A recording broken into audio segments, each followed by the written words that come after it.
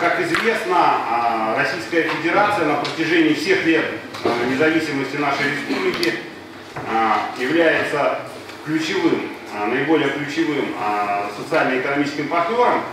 И об этом свидетельствуют не только экспертные оценки, об этом говорит уровень товарооборота, который остается достаточно, ну, скажем так, стабильным, хотя мог быть и выше.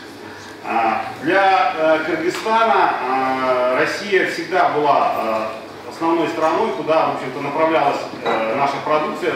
Можно сказать то же самое о Казахстане, но больше, скажем так, экономического сотрудничества в плане поставок товара наших аграриев, швейников. Все-таки это была Российская Федерация. Важным моментом является и трудовая миграция, о чем тоже необходимо отметить, потому что это 30% внутреннего валового продукта. По сути дела, переводы мигрантов, которые поступают из Российской Федерации в Кыргызстан. И мне кажется, что вот после вступления в Евразийский союз, может быть, это тема для будущих наших новых круглых столов, и, возможно, уже с теми бизнесменами, которые живут и работают в России, это все-таки привлечение инвестиций в реальный сектор экономики Кыргызстана именно со стороны тех бизнесменов, которые уже, ну, скажем так, поднялись и ведут свой успешный бизнес в Российской Федерации и в Казахстане. Я думаю, что вот это тоже как бы те инвестиции, которые сюда можно привлечь.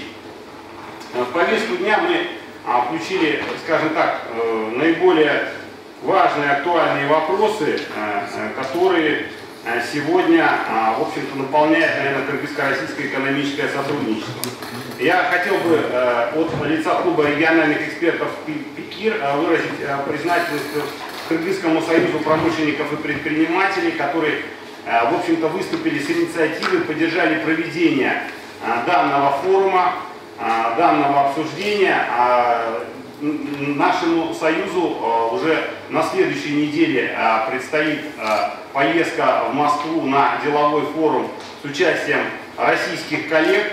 И я думаю, что те идеи, те предложения, которые будут озвучены сегодня в ходе нашего круглого стола, они, как бы, может быть, и найдут свое продолжение на дискуссиях уже в российской столице, потому что любое сотрудничество, оно все-таки, скажем так, развивается и наполняется вот именно реальным сектором экономики, реальными представителями бизнеса, потому что как бы правительство, президенты выполняют свою задачу, они подписывают документы, но дальше именно их реализуют представители бизнеса.